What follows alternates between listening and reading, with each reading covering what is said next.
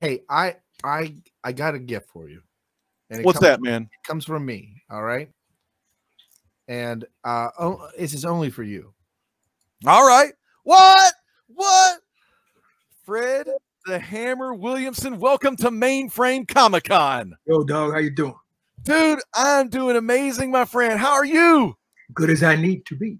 Heck yeah. Oh my God. Fans, we have, if y'all ain't here, don't change the channel. This is the man of the hour, the one with the power. We got Fred Hammer Williamson here. Golly, Fred. Fred, thank you so much. I'm Chad. I appreciate you so very much. Sure, man. It's nice to talk to people who know who the hell I am. It's nice. Oh, wait. You guys in Pittsburgh, man? I'm the Pittsburgh guy. Are you in Pittsburgh? I'm Texas. I'm living in Pittsburgh right now. Tom Savini lives probably quarter mile down the road from me. Well, I was a rookie with Pittsburgh, man. No, that's why football was football. Not his Timberwolves, but back in the day when football was football, I was there. Drafted by the Steelers. How was it playing for the Roonies? Oh, it was great, man. The Rooney family, they took care of their players. It really was a personal relationship you had with them. They took care. The little kid was running around. He was about 2 feet tall when I was there, and he even took some guys to the racetrack, man. When they had he owned horses. He even took some players out there who wanted to come and see what it was like. He was a great guy. The whole family, as a matter of fact. Thank you so much for joining us, Mr. Williamson. I'm going to turn it over to the greatest moderator of all time, who has us. You're his legend. So I know, man. I've been waiting for this, Mr. Williamson, for so long. I'm going to call you Fred. Dude, man, I feel like I know y'all. Call me Hammer, dog. Call me Hammer. I will, Hammer, man. I'm so excited. The first time that I ever, knew you, Fred, or the Hammer, was up over my grandpa's house, and he ain't with us no more, but he loved westerns. He loved the 70s crime dramas. He had them all. Like, I don't know how he was recording these things. He was recording them off the TV or what, but dude, there was this movie. I picked up this movie and it said The Legend of Charlie. And dude, I was like, what's this movie? Let's watch this one. He said, well, you Sonny, you ain't ready for that one just yet. I said, what you talking about? I said, I want to watch some. I seen all this. He kept trying to show me Clint and John. It was a play. It was a plan, for me to create that title and that particular movie to create controversy. Yeah. What I did first, man, after we finished the movie, I put a billboard in Times Square, 40 foot tall, with my arms folded, 2 guns at my side, no shirt on, and it just said, "He's coming." Hell yeah. Now we changed it. After 2 weeks, we put up the title. Nigga Charlie has arrived. Then I just it was playing, dude. It was lines around the block, man, to see what the hell this movie was about. Hell yeah, man, because back in the day, there was some some problems going on in America. America was stupid back then. They didn't know what was going on with themselves. But dude, the best way to get rid of something and negativity is to misuse it and overuse it. Then after a while, it becomes meaningless. Dude, that's right. Dude, and I'm Hammer. I'm so excited because I've got all kinds of questions to ask you. Your football career starting out with the Steelers, and then of course you went to the AFL. Now, why did you switch from the NFL and go to the AFL? Very simple. I was a #2 draft choice coming out of Northwestern. My signing bonus was $1,900. My starting salary was $9,005. Okay, so I played 1 season with Pittsburgh, and I had a residence in California. So I was going back to Oakland to get my stuff together, and Al Davis called me. He said, "Why don't you come over here and play in the AFL? You'll be a big star. They got a lot of stars over there. You'll be a huge star here." I said, "Why should I want to play?" He says, "Well, how much you making?" I said, $9,005. He says, "We'll give you $500 more." I said, "10,000? I'm making 10,000? I'm there, man." I got on my bicycle and run all the way across the Bay Bridge to get to the Raiders. Dude, that's what I'm talking about. I mean, because if you're the second draft pick and Steelers, he took you to the races and all that good stuff, but the money, man, you show a man the money. Most of the time, people are going to go for that big money. You know what I'm saying? So, you got to get what you can where you can, because you don't really know how long your career is going to be. It may be snuffed out. I mean, how many Heisman Trophy winners do you see become really productive pros? Not many. Not at all. There's a reason for that. Not because they're not that good, but they get hurt, they get injuries, and then they're not as good as they are touted to be. So they never really reach that standard and that height that they're supposed to, because they got some nagging injury. So you got to get it while you can. And tell me about why they call you. And I know why they call you, because I'm a big fan, but some of the people in the chat, they may be too young or whatnot. But why did they call you the Hammer? What got you that name? When I was a rookie, when I was at Northwestern, I was the all-American flanker back. I never played defense. All I did was catch the ball. I could catch the ball in my teeth, in my toes. Anywhere you throw it, I could catch it. First day in training camp, they make me a defensive back. They give me a red shirt. I said, what is this for? It means I'm something special? He said, no, we got a lot of fast guys in the league. We need somebody to cover these fast guys. And you got good speed, and you got good size, so we're going to make you a cornerback. I said, I can't cover anybody. I don't know how to run backwards. What is this stuff you're talking about? Yeah. So after about a week or 10 days, I'm falling over my feet. I'm tripping down. I can't cover nobody, man. But I'm saying, you got to give me a shot. He said, no. If you don't do something better, son, in the next 2 days, we're going to have to send you back to home. I said, the ghetto? I've got to go back to the ghetto and tell my boys there I'm the baddest guy in the neighborhood and I can't make a poop butt football team? Yeah, you don't want that. No way, man. So I said, okay. I thought about it. I said, okay, I'm 220 pounds. Biggest cornerback in the league. So I said, okay, I ain't covering nobody. I'm just going to knock everybody down. So I come out the next day. I'm lining up 1 foot off the play, offensive flanker back. And the coach is yelling, God damn it, Williamson, get back. I said, shut up and hike the ball. Hell yeah. They hiked the ball. I dropped the hammer on the receiver, knocked him out. Coach turned over and said, God damn, Williamson, what are you doing? I said, I covered him. He says, all right, God damn it, get back and stop hammering my players so I could get some pass offense in. That's what I did. That's how I did it. That's what I'm talking about. I mean, like, with that move there, you hit him with that freaking hammer, that big-ass forearm shiver. They went down. I mean, that pretty much changed the game right there. That's why the defense is now called the bump and run. I mean, because the hammer bumped their ass and they dropped. But I didn't bump the run, dude. I bumped the movie where I bumped you. I want them to take them out. I was 220, man. I mean, why should I get out of your way? If you got to get running past, you got to run through me. That ain't happening when I'm bigger than you. Man, freaking awesome. And I know you played after the Raiders. You had a stint with the Chiefs. I want to say, was that a little bit before the 66 Super Bowl? No, that was the first Super Bowl. I played in the first Super Bowl with Kansas City. All right. Hell, 1966. Freaking awesome, man. That's amazing. Yeah, I played in the first Super Bowl with them against Green Bay. Yeah, I was there. Now, whenever you finished with football, what year did you leave the NFL football? I left the NFL in 1969 and went to Canada just to have a good time. Played 1 year for the Alouettes to enjoy my life and my lifestyle up in Montreal, because that's like Paris almost, man. So I had a great time there. Then I came back, and during the off season when I wasn't playing football, I was an architectural engineer. I worked for Bechtel Steel as an engineer. So that's what I did, 6 months off and 6 months football. So then I went back to working for Bechtel after I left Montreal. But I couldn't make the transition, man. I mean, 9 months, the wall started to close in on me, right? I mean, an hour for lunch at 9 to 5 just didn't fit my personality. So one day I was watching television, and I saw a television show. Dan Carroll had a show called Julia. Julia, yeah, that was an epic show for its time because it was the first show that had a lead, a black female lead that wasn't like a a maid or somebody like that, but an awesome freaking lead. Tell us about your time on Julia. Well, first of all, I noticed that the guest star role was a new boyfriend. So I said, I'm better looking than those guys. Hell yeah. I'm going to Hollywood and become Dan Kill's boyfriend. And that's what I did. Took me 3 days to accomplish that. They signed me to a 3-year contract to be Dan Kill's boyfriend on the Julia show. So I said, wow, man, this is cool. I mean, this is easy. I should have been doing this a long time ago, right? Yeah. Now, we're shooting this at the 20th Century Fox lot. That's where we're shooting Julia. So one day I'm in the commissary and I'm having lunch, and the guy walks by and he says, you're the Hammer, right? I said, yeah, I'm a Hammer. He said, I'm doing a movie. I got a football scene in it. I don't know anything about football. Would you direct all the football stuff and bring football players in and make the movie work, make the football scene work? And I said, yeah. The guy was Robert Altman, and the movie was MASH.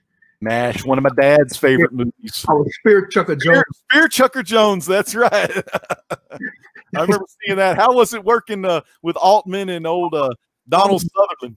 Oh, these guys were fun. Those guys are creative, man. Especially Altman. Altman did everything that the rules told you he's not supposed to do. He gave everybody a mic and you talk at the same time. You didn't really care about overlapping people. He gave everybody a mic. Whenever you got something to say, just say it. So it was a great experience working for Robert Altman as my first movie. Dude, that is so freaking awesome. And I know, I don't know when, but I know Jim Brown, the great Cleveland Browns running back, he left his mark on the NFL and he decided to also go in to do some acting as well. And then y'all, of course, budding friendship through the years, been in a lot of movies together, and we'll get to more of your relationship with Jim Brown. But tell me what you did after MASH, because I know a little bit and I respect you like no other, because you kind of changed the game with you creating your own production company. But tell us about that transition from, you know, having these people try to tell you who to be or what you need to be doing in Hollywood to changing the game and making Hollywood work for you. Well, I'm not a follower. I've never been a follower all my life. You know, that's not what I do, you know. And I realized that if I was going to come into Hollywood, because I didn't really like doing the Julia show because they didn't fit my personality. I like to beat up people and be action. I like that. I love action. She was sweet and it was nice to kiss on, but it wasn't really what the image I want to portray. So I said, if I'm going to come into the business, I got to come in on my own terms. Mm-hmm. And I went, that's how I got Nigga Charlie. I said, listen, if I'm going to come into the business, I'm going to do it the way I want to do it, you know, because I'm realizing that there were no heroes. There were no black heroes. None. Time. And when I grew up, there were no black heroes. There were actors around. Sidney Poitier was around, but he never hit anybody. Belafonte was around. He's a great singer, but he never hit anybody either. Mm-hmm. I'm coming to the business. I'm a physical guy. I want to do something physical. You know, I've been studying martial arts. I'm a martial arts guy. I'm a fighter. I got to do something that's action. So that's when I went to Paramount and I said, I want to make a movie. Give me $500,000 and I'll make a movie. And they said, you can't make a movie for $500,000. I said, well, that's me. Give me $500,000 and I'll make a movie. He said, okay, we'll give you $500,000. Mm-hmm. What do you want to make? I said, I want to make The Legend of Nigga Charlie. He about fell out of the chair. I said, that's the reaction I want. That's the reaction that's going to make us a lot of money. And we made it, and we did a sequel to it. And then we did the Legend and the Soul of Nigga Charlie. And then I came along and with my own company and started doing my own thing. And then I made Boss Nigga. Boss, man, that was a damn good one because it was like, it was a satire on the word. Yeah. I like that one. I like that one a lot. It was funny as hell. And I think at the time, you know, people were tired of seeing the same old white guy, you know, do this, do that. But man, have you on there, and it's totally different. Yeah, had some funny parts in there too. But man, you was just you have to be funny. The whole thing was funny. Oh man, you was shooting a bunch of people. But the point is, you know, why can't I make movies like Clint Eastwood or Charles Bronson and not call a black movie? Why can't it be an action movie? Every movie that I'm in, whether I'm the only black actor in it, it's a black exploitation movie, which I never really understood what that terminology meant. Yeah, I don't know who was being exploited. I wasn't being exploited. I'm being paid comfortably. All the actors are being paid. The audience is watching the movie. They're satisfied. They're happy. So who the hell is being exploited? So I never really understood that. So I said, okay, if I'm going to accept that, then I want you to call Bronson movies and Eastwood movies white exploitation movies. And don't forget Burt Reynolds, who's coming in. Burt, yeah. He's doing white exploitation movies. And that they never really got that point. They stayed with that terminology, black exploitation movie, which didn't last but about 4 years. That terminology killed the run because it was, you know, I mean, it was just not a good title for a film. You know, it's first of all, it scared white people. Mm-hmm. I remember seeing. I remember what? At noon at lunch in New York on 42nd Street, it was all white. With the attaché cases coming at lunchtime, so nobody was seeing watching these movies, and then they go back to their office because the blacks didn't come out till after dinner. Mm-hmm. They came out, and that was part of their nightlife. They go to dinner or they go see the movie and then go to dinner. But at lunchtime, all white guys with suit and ties and attaché cases coming to see what this movie is about. So that's why it was so popular. It made so much money because it crossed over for everybody to take a look at it, but they didn't go together. It crossed over. It had an amazing title for that time because people, you know, did that double, triple, quadruple take. Say, did I read that correctly? And then that put the asses in the seats. You know what I mean? And people watched it. People loved it. And a bit of people that deserved it. Yeah, that's right. I didn't because of the color. They just be white, because I beat up white people, black people, blue people, pink people. I was an equal opportunity butt kicker. So it didn't really matter what color you were. If you were bad and you were negative in my movie, you went down, because I damn sure ain't gonna let you kill me, because that breaks one of my rules. Yeah. Tell us about those 3 rules, because I kind of know them because I'm, you know, just a big fan. But what are the 3 rules for a Fred the Hammer Williamson picture? Well, I made this announcement when I first opened my company, Po' Boy Productions. And I said, okay, I'm going to make my own movies now, because now I know how. Thank you very much for showing me how to make movies, how to sell movies, how to distribute my movies. So my 3 rules are: you can't kill me in a movie. I have to win all my fights, and I get the girl at the end of the movie if I want her. Now, and I said, you got to do 2 out of 3. Now I know they're not going to give me the 3rd one, which is the girl. So I said, okay, now I'm in. You do give me 2 out of 3 and I'm in. But if I make my own movie, I'm going to always get the girl if I want her. I don't need to ask nobody. I'm going to do it. Damn straight, man. That's what I love. And again, with you creating Po' Boy Productions, you got to do the movies you wanted to do. And one I was going to talk about, you went over and did some of those awesome Euro Italian. I still do. Yeah, you still go over there? Yeah, I got one coming up in Spain. If I wasn't, we didn't have this virus, I'd be doing a Western in Spain right now, an Italian Western. But I did about 20 movies. Black Cobra did a series of Black Cobra. Inglorious Bastards is mine, you know. Quentin tried to copy that, but it didn't live up to what we did. We did mine in '76. Quentin did his about 4 years ago. A different kind of movie, but they use the same title. But hey, I say people can try to duplicate, but they'll never be able to replicate. And man, no one can replicate what you do, man. Nobody out there. Like that. That's a good terminology, dude. Yeah, you know, sometimes here on the Legend Show, I do love to drop the rhymes from time to times, and man, I always have a damn good time. They think I'm crazy, but they asses is lazy, because I bring that heat, because I get to meet the legends like yourself, man. Yeah, but crazy gets attention, dude. That's right. That's exactly right. And man, get you nothing. When I was that when you did, I want to say it was Black Cobra. But you know, a lot of the Italians over there, they was so infatuated with what the American movies were doing. You know, they had their thing with their spaghetti westerns. They did a lot of those, and they had the European cop shows, like their version of French Connection, their version of Dirty Harry. And dude, let me tell you, when you was saying your lines, dude, I was believing you more than old Eastwood. Now, you know, Eastwood, I mean, you know, we love some Eastwood too, but I mean, Eastwood don't deliver it like the Hammer can deliver it, you know.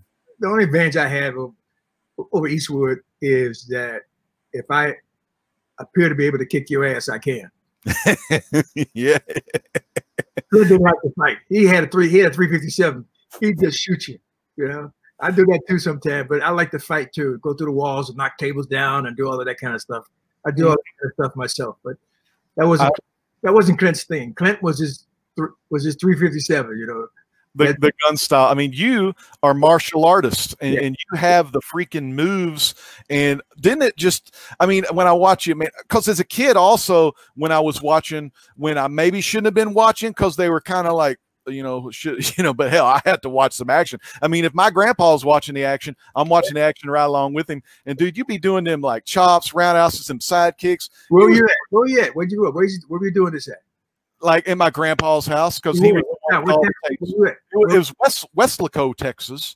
And it was only when I got to go visit him for the summer times, because my dad didn't have like a lot of movies or anything like that. He worked 2 jobs. You know, the mom left us in 1st grade, so a single father raised me, 2 jobs. I didn't get to see a lot of the kick-ass stuff unless I went to my grandpa's during the summer times. And that's when I saw some of these movies. Of course, I was older when I saw Charlie and Boss and some of the cop films, but it's hazy because you know, he passed away, and then I never got to go back over there. But a lot of the stuff I've seen in clips on YouTube, like fight scenes and stuff like that. Yeah, I emulate Eastwood and Bronson. These are the guys that I really kind of emulate. These are the guys that I gave the action respect to, because I believed them. I could believe Charles. You know, I mean, no dialogue. They just shoot, right? Yeah, gunfire.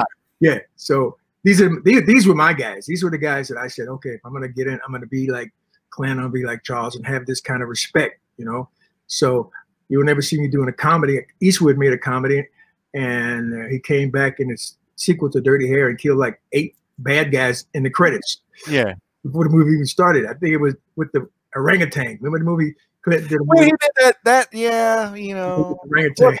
Kind of funny, but wasn't my thing. You know? He was trying to change. He was trying to change over, you know, for being a hard guy, but then he see it didn't work. He came back, killed 8 people in the credits, man. So he came back. He came back to the action because that's what gives the fans the satisfaction is people kicking the ass, man. That's what I like to see. Bert came in strong that way, and then all of a sudden he started making funny stuff. I got a question right here for you. This is from Chris Barrett. He says, I have a question for the Hammer. Does the Hammer have any Ernie Ladd stories? Big Cat Ernie Ladd from the old days. Big Cat was the biggest player I ever played against, who had a heart of gold. The guy was not tough. He was not rugged. He'd just reach out and grab you and hold on to you, and the ref would come and blow the whistle, and then he'd let 4 or 5 guys go in the arm. And they said, how you know who's got the ball? He said, I don't care. I just get an armful of guys and hold on to them to the whistle blow. He was something, man. And then he went into wrestling. I don't went on to do professional wrestling. I don't understand how he did that because he had 2 really bad knees because he got hurt. He's got hurt in a game. And Billy Cannon, remember Billy Cannon? I don't remember. Oh, a football player? Yeah, LSU. I've heard the name. He came in and did a crack block on it. They opened up so Ladd could rush in, and he rushed in, and he did a crack block on him and just splattered his knee all over the place. One of the freaking chop blocks. When I played football in junior high, I was a scrawny ass little kid, but I played for a Christian school. We didn't have no players at all, and they threw my little scrawny ass in at center, so I had to do a lot of chop blocks of a lot of nose guards, and I got my bell row too many times. So I wish I had that power of the Hammer. Dude, throwing that scrawny ass kid is the worst can because you never see him coming. That's true too, and they got surprised. Now I didn't try to go out and hurt anyone like that dude. Chop like Ladd though.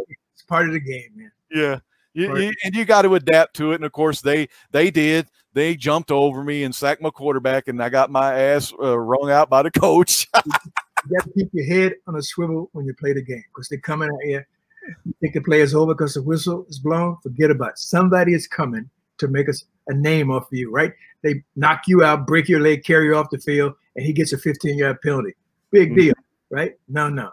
I kept my head on a swivel, man. When the play was over and almost over and I wasn't in the middle of it, I was watching left, right, behind. I'm hearing him coming in.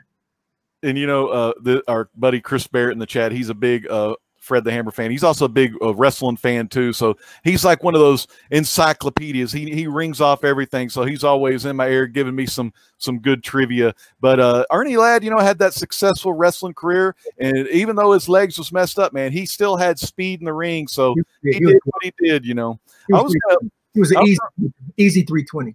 I was going to fast forward to some of your movies you did with Jim Brown, starting with 3 The Hard Way. How was it working? And shoot, I'm sure, you know, I don't know how old Jim is now, but shoot, I bet he can get out of the house and still do some kick-ass action. Jim and I are very competitive to each other. You know, I remember doing a Western with him called Take a Hard Ride with Lee Van Cleef. Oh, Lee Van Cleef, my papa said he had them little beady eyes. You knew he was bad. And we're walking across a ravine, a bridge, a narrow bridge, and I'm in front of him, and I'm pulling my horse, and Jim is behind me with his horse, looking around for the bad guys. We're both looking around for the bad guys. So when we get off to the end, and Jim comes off, he comes up to me and pushes me and says, God damn it, get that horse's ass out of my face. I says, Jim, you're behind him, you know? You're putting your face in his ass. I had nothing to do with that, man. we had that kind of competitive spirit, man, which made everything work, you know? Oh, and man, you know, the relationship you forged with him over the years, and of course, you know, Original Gangsters, so many movies y'all made together. Y'all formed that brotherhood, and that brotherhood, you can tell on that screen, man, y'all were brothers for life, man. And we had it on a golf tour. Don't forget the golf course. Man, moved the ball. I didn't move the ball, man. The ball just moved back. No, that's a one stroke. It's not a one stroke. I didn't touch the ball, man. That's where we are. And classic trash talking on the golf course. Now, do y'all ever place any bets on the course? Can a dog bark? Hell yeah, that's good. That's what I figured because, man, the competition, like you said, I bet it's running wild, man. I tell you. Had it all those years, man. We've had it. You know, tell me a little bit. I had a question in the chat. Let me go up. It was from my buddy C Woodard19, and I want to put it on the screen, but the chat's flowing so fast. We got a bunch of people in this chat, but he wanted to know what it was like working with Quentin Tarantino on the From Dusk Till Dawn. Well, Quentin gave me the respect to be in the film because they called me and asked me if I would come and read, and I said, you know, I don't really read. You know who I am. You know, why should I have to read? Well, it's a usual character, and we're not sure you want to do this because at the end you do die. And I said, well, why in the hell are you calling me then? If I'm going to die in this film, why? He said, well, you don't die as the Hammer. You die as big, ugly. I said, okay, that sounds good to me. So I go and I read for him and George Clooney. And I'm reading this part, and I memorized the lines and everything, and they're cracking up. So now I'm disturbed. I don't know if I'm doing it right or if I'm doing it wrong because they're laughing their ass off, right? They're like, come on, sex machine, come on, sex machine, come on. And they're doing all this, and they're cracking up. I said, well, maybe I'm screwing up, man. I don't know. So I finished, and they jumped up and said, hey, you got the part, man. You're the man. You're the man. I said, oh, okay. I guess I did something right, you know. Hell yeah, you made old Tarantino proud. I mean, I'm sure like as he was a young guy, he was probably watching them Fred Hammer Williamson. And he admitted he watched a lot of movies on video on tape because they were selling the tapes back in the day. Watched a lot of movies that me and Jim Brown and Jim Kelly made. He was they always talk about that, you know, like you said, the blaxploitation. I never really got that either. I just want to see a damn good movie. I don't care what skin color anybody is because I ain't like one of them kind of freaks. But I just love watching ass-kicking movies and just having a good time. Maybe throw down a couple of shots of rum when I'm watching them to have some fun. But man, ask a movie that has a story. Yeah. And a reason for kicking ass. That's really the secret. I mean, you got to have a legitimate reason so people are on your side. Eastwood is perfect at that because in every movie he gets beat up, damn near killed. He hides from the bad guys under the porch, hide behind the rocks, and then he gets well and he comes back and kicks everybody's ass. Now the fans are on his side because they did all this to him, and he comes back and do it to them. Same with Bronson, what they did to his family and all the death wish. That's what created death wish.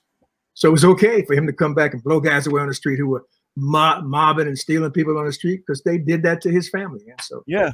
And what I liked about your guys when you was shooting a lot of them, but you was also, like I said, just kicking ass with the martial arts. And they was lucky if either they was going to go to that damn slammer or they were going to feel the hammer. And how that goes. That's not a good sight for those people. But like you said, in the end, man, you was always last man standing. And what I love is, man, you still standing today. You still making the movies. You still got that goal. You got the passion for it. I ate a lot of black jelly beans. That's what keep me going, man. Mine are Dr. Pepper flavored jelly beans. I'm black jelly beans all the way, dog. That's what keeps me going. It takes a whole lot to get next to me, disease wise. I ain't got no virus, man. I got enough black jelly beans in me to kill that. Hell yeah, man. That's what the damn people need to start taking today and maybe chase the COVID away is the black jelly beans, man. That's the way to do it right there. Work for me. All I can say. Damn, Hammer, man. Some other questions we got in the chat. We just got a lot of people in the chat. I'm trying to find some good questions, but I think they're just all loving it. I mean, everyone's having a great time in the chat. Let me see. My buddy, old Mastodon here, he said, let's see. He's talking about the NFL. Oh, he's talking about Tom Brady. Hey, man, we ain't here for Tom Brady. We here for Fred the Hammer freaking Williamson, man. Y'all leave that Tom Brady crap in. They're back at home. He makes too much money anyway. He makes too much money. I can't say nothing about Tom. I know. That's the thing. I mean, today's players, man, oh, man, it eclipses, it multiplies by the money y'all was making back in the NFL, AFL days, No. Tell me about whenever, before you're still doing the kind of ending your football career, you got asked to be a part of the 3-man booth on the Monday Night Football. Yeah. I didn't really want to do Monday Night Football. I said, my movie career is taking off why should I want to do Monday Night Football? And I said, well, you create a new audience. I said, that's not a good reason. I said, here's what I'll do. You give me a contract to do 3 movies of the week, direct and produce 3 movies starring me that I can do. Then I'll do the contract. I said, then about the money, I'll sign the contract for you. And they said, okay, we'll do that. So we signed the contract. So I did about all the exhibition games. So we get down to the last game, and I'm noticing that Howard's not talking to me anymore. Howard is talking to Frank. And Frank don't know what's going on except what's going on the field. He don't want to be talking with to Howard because it gets confused. They're playing Cincinnati, and he's talking about Pittsburgh, right? Yeah. So they said Howard said that it wasn't working. So Howard told Roone Arledge, said that it's not working. I said, okay, fine. I'll go wait. I'll do my 3 movies of the week. Said, well, no, not gonna happen either. What we'll do is pay you off. We'll just give you a check for the 3 movies that you were gonna do, and we'll call it even. So, good enough. Yeah, I mean, hey, they paid you, so I mean, hey, I'm good with that. He was intimidated by me because I was a talker. I could say it. I could get it out of my mouth faster than Howard could get out of his mouth, talking about the same subject, but being more experienced talking about football because he never played the game. So I knew a whole lot more than he did about it. So that kind of bothered Howard. He likes people that he can just walk over. He did it with the other guys who took my place. He did it with Dandy Don and all them. No, Danny Don was Danny Don was the man because he'd shut Howard up by saying, "Oh, turn the lights out. The lights coming." He'd start singing Howard. He got left because he just didn't want to fight with Howard. Then they got OJ, and that didn't work. He got about 2 other guys who came through there, and they didn't like it either because Howard wants to be in control. Yeah. So it didn't work. So what happened? They eliminated any other jockey. It was just Howard and Frank up there. And eventually, of course, old Howard left that thing, and finally it got pretty good, because people could talk, and we wouldn't have to listen to that weird voice he had. I can't even do it. It was kind of weird. But I was going to ask you, we had another question from the chat from our C Woodard 19. He wanted to know what was your thoughts on working on that Starsky and Hutch, the one with Ben Stiller and Luke Wilson?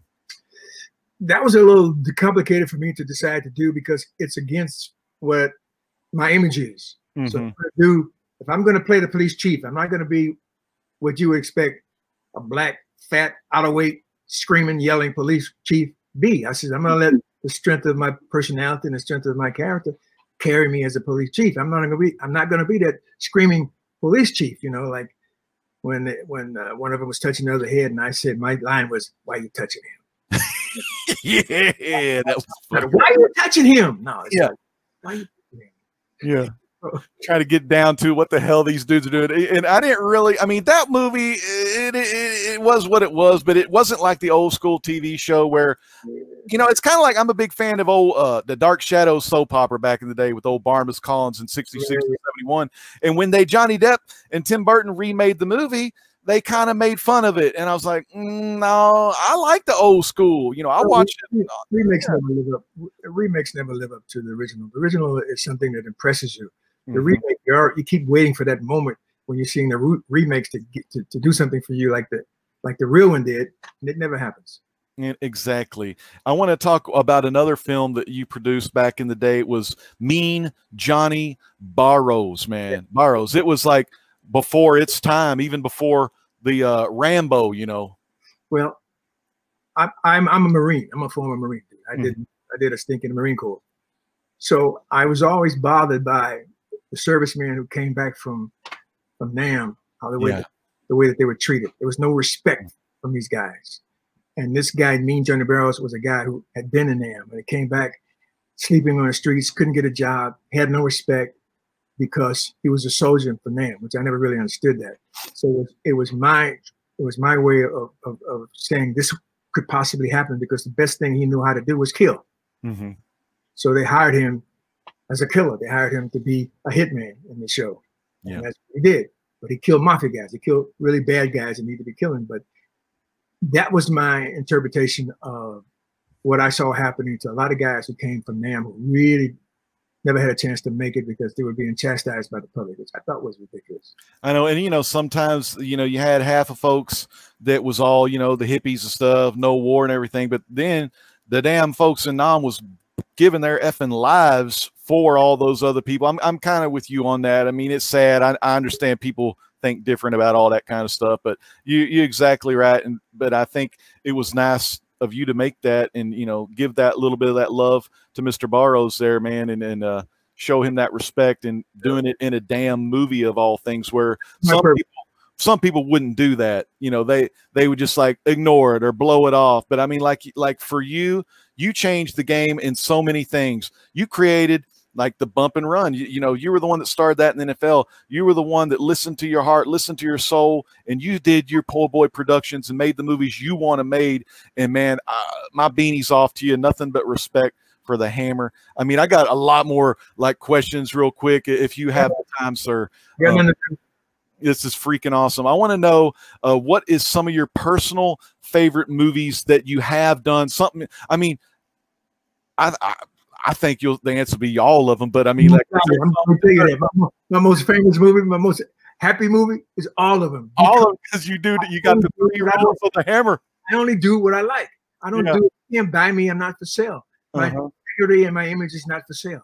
I only do what I feel is going to enhance my image and not destroy it.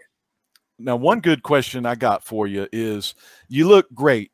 You look great back in the day. You look great in today's times. Do you prefer like whipping that ass with the stash or without the mustache? I'm too young if I cut the stash off, dog. I mean, I grew the stash to turn my mouth down, so I could be tough without turning my mouth down. I could be tough, just like, dude. I mean, see, like if I didn't have the stash, I'd have to frown. I'd have to turn it down like this, you know. But I don't have to do that, man. I'm the same way. I got my little beard growing, even though I got the gray from having 2 kiddos. But you know, I hide the chins. You know, I do it like that. I need the stash to turn the mouth down to let you know that I may. The possibility is I may be angry, but you don't know. Yeah. If I turn it down like that, then you know I'm mad. But then I don't want to do that, right? Hell yeah, man. No facial expressions, dog. I want to be straight on. You know what I'm saying? Yeah, and that's what I've always loved about, you know, I've seen, you know, other people interviewing you, and man, you know, a lot of people, they just run in their mouth. I mean, you could tell they some fake ass answers, but I totally respect, you know, everything you've done in your career, man. I mean, I freaking love it. My grandpa loved it. He's the one that got me into this. You know, and I don't remember when the first time it was when I watched Charlie or Boss, but I was just laughing my ass off at some of that. And then, of course, we watched some of the cop dramas too, like gangster movies like Black Caesar, Black Cobra. Oh, Black Caesar. Yeah, was my. You were the godfather of Harlem. Yeah, that was my tribute to Edward G. Robinson, because when I was growing up, Edward G. Robinson was my kind of hero. Even though he was a bad guy, 2 things about Edward G. Robinson: he was a gangster, but you said what he did. What did he do that made him a gangster? It was never really clear. What did he do? Also, he was the kind of guy who helped the little ladies across the street, or he bought some flowers and gave it to a lady sitting on the street begging. He'd give him some flowers, you know. So he was also a guy who had a heart. Yeah. But they called him a gangster, right? So I made Black Caesar that kind of character. Took care of his mama, right? Took care of the people in his neighborhood, treated them with respect, gave them, you know, the respect they deserve, man. That's what it's all about. That's what Black Caesar did.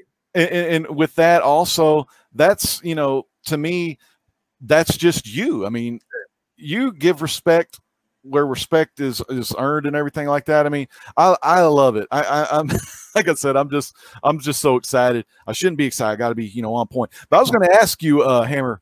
Yeah. The movies, can you tell us about any of the movies you have coming up when this COVID virus junk goes away?